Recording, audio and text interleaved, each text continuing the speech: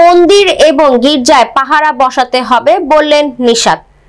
এই লুণ্ঠিত স্বাধীনতা আমরা হাতে পেয়েছি, এই লুণ্ঠিত স্বাধীনতা যদি আমরা রক্ষা না করতে পারি তাহলে বাংলাদেশের বুকে আবারও শেখ হাসিনার প্রেতাত্মাদের হাইনাদের হাত মারবে, হাত বসবে, এটা আপনাদের মনে রাখতে হবে।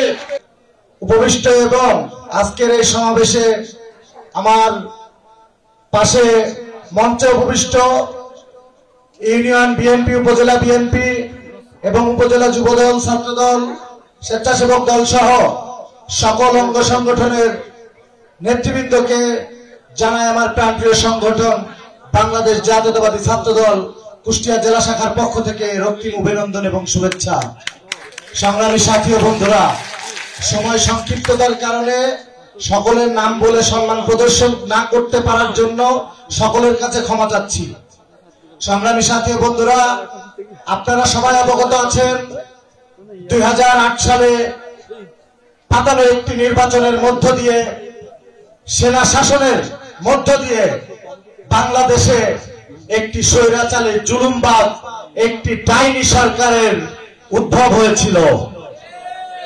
সেই শেখ হাসিনা বাংলাদেশে 2014 সালে এককভাবে নির্বাচন করেছেন, 2018 সালে নিশিরাতে নির্বাচন করেছেন।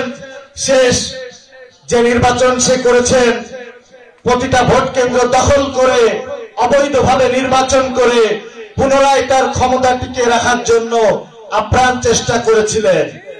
সংগ্রামী সাথী ও বন্ধুরা, আপনারা জানেন ইতিহাসে কোন স্বৈরাচারী সরকার বাংলাদেশের বুকে শেখ হাসিনা যতটা নির্যাতন, নিপীড়ন, গুম খুন করেছে, পৃথিবীর ইতিহাসে কোন স্বৈরাচারের আমলে এত নির্যাতন, এত গুম, এত খুন হয় নাই।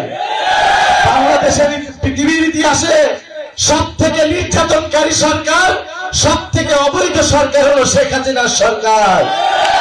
তার পতনও হয়েছে ঠিক ততটাই লজ্জাজনক ভাবে।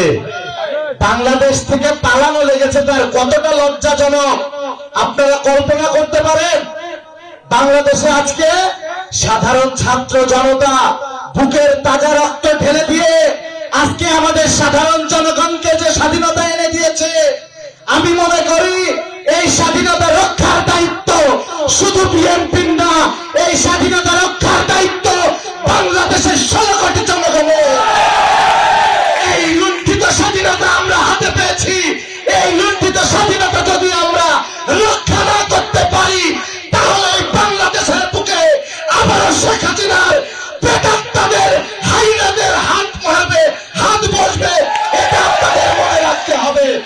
সংগ্রামী সাথী বন্ধুরা, আপনারা সবাই অবগত আছেন কিনা জানি না, আসছে আগামী 15ই আগস্ট বাংলাদেশের বুকে শেখ হাসিনার জন্য শোক দিবস, বাট আমাদের জন্য একটি স্মরণীয়, একটি আনন্দের দিন।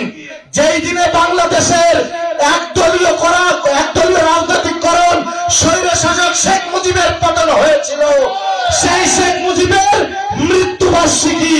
সে স্বৈরাচারী ছিল বিধায় তার বাবাকে নৃশংসভাবে খুন হতে হয়েছিল।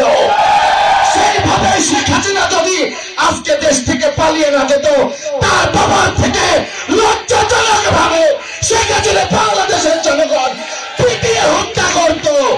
সংগ্রামী সাথী বন্ধুরা, আমাদের লক্ষ্য রাখতে হবে আগামী 15ই আগস্ট আমাদের কেন্দ্রীয় নির্দেশনা এসেছে, শেখ হাসিনার প্রেতাত্মারা আবার মাথাচাড়া দিবে, আবার বাংলাদেশকে একটি অস্থিতিশীল পরিবেশ তৈরি করার চেষ্টা করবে।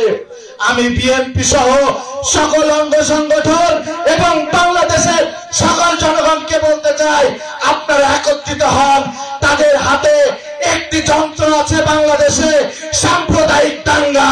হিন্দুদের দিয়ে এই সাম্প্রদায়িক দাঙ্গা যেন কোনোভাবে বাংলাদেশের বুকে সৃষ্টি না হতে পারে, সেই দিকে আপনাদের লক্ষ্য রাখতে হবে।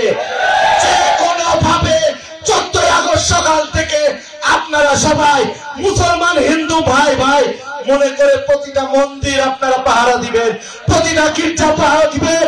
আওয়ামী লীগের কোন প্রেতাত্মা যেন কোন ধর্মীয় উপাসনালয়ে উপস্থিত না হতে পারে, দেখলে কোন ফুটনে দিবে।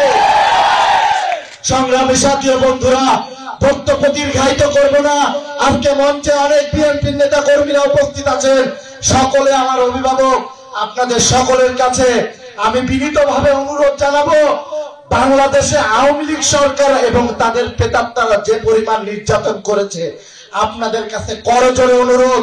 আমি জেলার নেতা, আমার কাছে অনেক জায়গা থেকে রিপোর্ট আসতেছে, বিভিন্ন ইউনিয়নে, বিভিন্ন উপজেলায়, বিভিন্ন ওয়ার্ডে বিএনপির নেতারা শেল্টার দিয়ে আওয়ামী লীগের নেতাদের ঢোকাচ্ছেন। যদি কোন আওয়ামী লীগের নেতা এলাকায় ঢোকে, আমি জেলা ছাত্র দলের সদস্য সচিব হিসেবে আজকে ঘোষণা দিয়ে গেলাম, ওই বিএনপির নেতা সহ আওয়ামী লীগের নেতাকে গণপিটুনি দিয়ে এলাকা ছাড়া করবো।